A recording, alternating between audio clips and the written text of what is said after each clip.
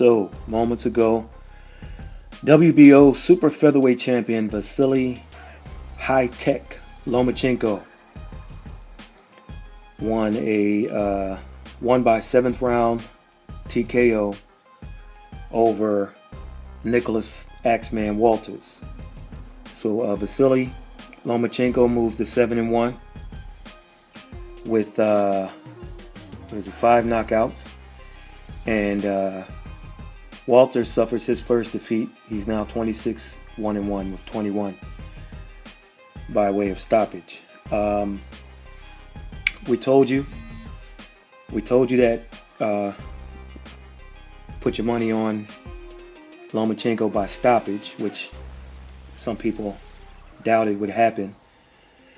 But once we break down the footage and just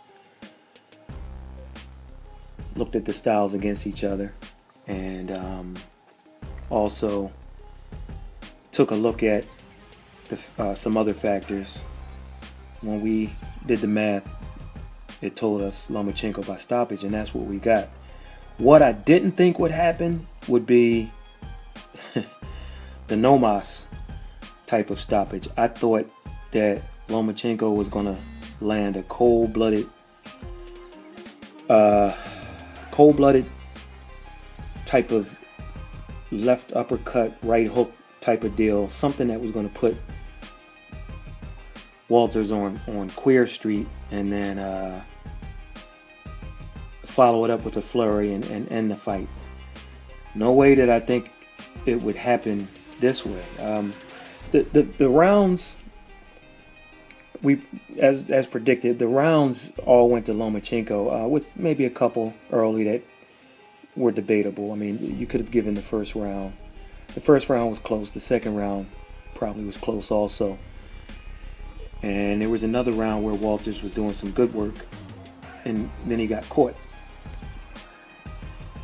The last thing we thought, at least without absorbing a lot of punishment, major punishment, would be for Walters to quit on his stool. That's just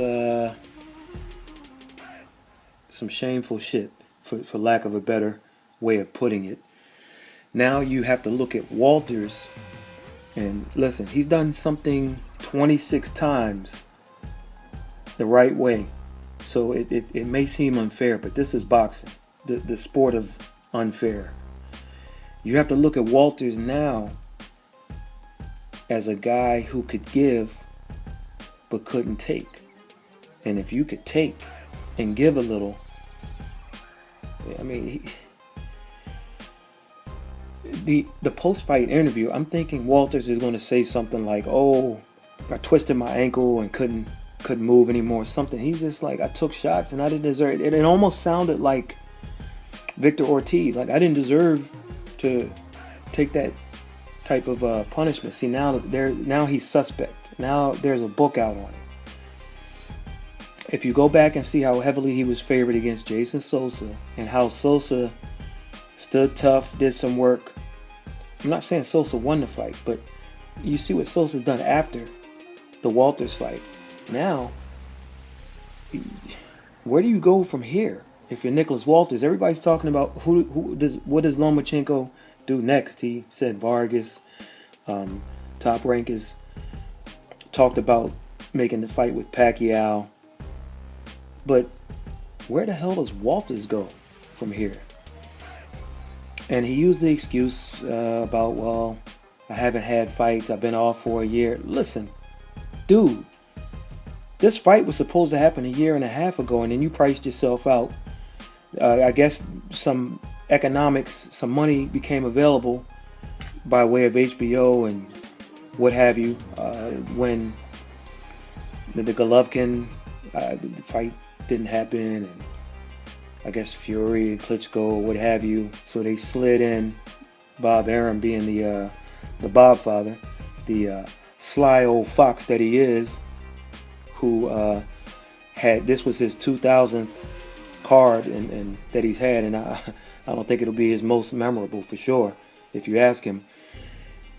Bob, who I thought they should have spoken to after the fight was over, since it was an early night and it was his 2000 show, but I guess HBO didn't have that in the cards. You look at, well, I lost my thought trying to fit too much in. There was somewhere I was going with that, but anyway, Walters, you got to look at, where do you go from here?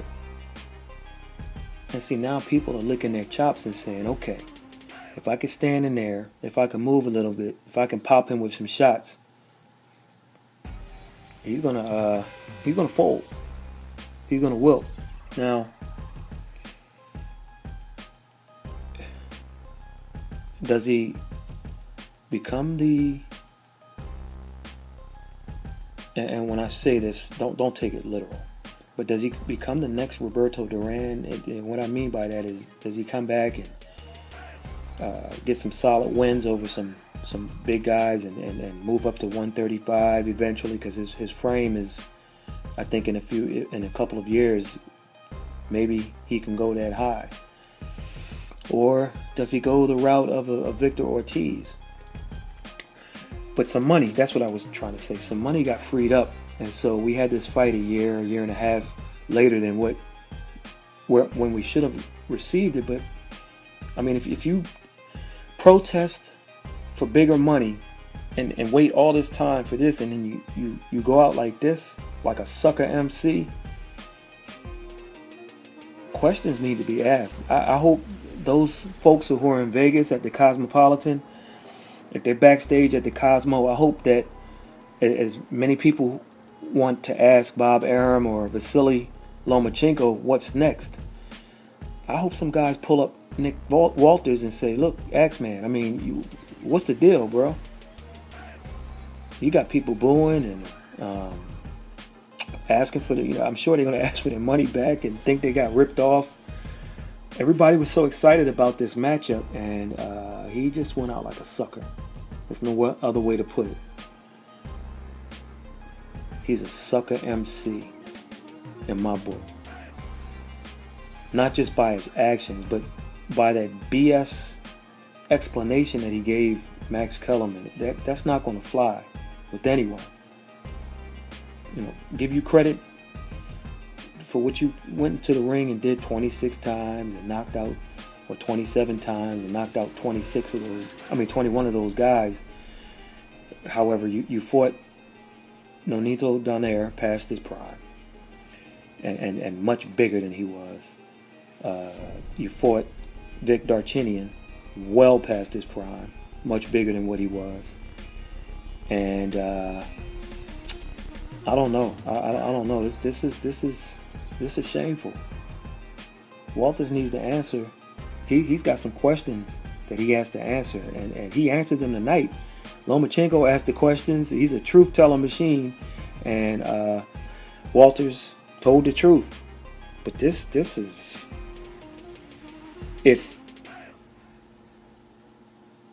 you asked people a year ago, or even leading up to the fight, if there's one guy that was going to just take some shots and quit, I'm not sure you would find too many people that would said Vasyl Lomachenko. Now, I would have, just as I predicted in the video. I thought that he was going to use his angles, his foot speed, his hand speed to score a TKO, but not this time. Not at all. So we'll have more. We'll have more as time goes on, and where we project or what we find will be good matchups for both guys. Actually, Nicholas is going to have to bounce back. I wouldn't take too much time off. He's 30 years old, I believe. Lomachenko's 28, and he's 8 fights in, and he wants to be active. So I think 2017 is going to be a big year for Lomachenko. I can't call 2017 a breakout year because this guy beat 2 very good fighters in his last 2 outings. So, I mean, I don't know how much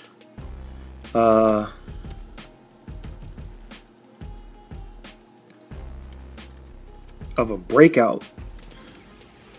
Sure, if he fights Manny Pacquiao, what have you, and beats him, everybody will talk about this is his breakout year. I don't quite know about that though, because you beat Nicholas Walters, who just was destroying people. You beat Roman Martinez, world-class fighter. A couple of years ago, you fought Gary Russell, and you lost controversially a split decision to Orlando Salido, a guy who's got about 50 fights or so. When you fought him, you fought Gary Russell in your third fight, a guy who was 24-0 and was dominant. You beat Roman Martinez, who had about 30-something fights, and then you beat Nicholas Walters. So, I mean, breakout year? Well, Roman Martinez, Nicholas Walters, beating both of them, stopping both of them in your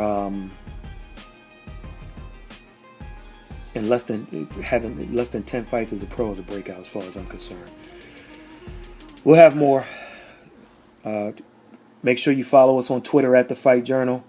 Make sure you go to thefightjournal.com.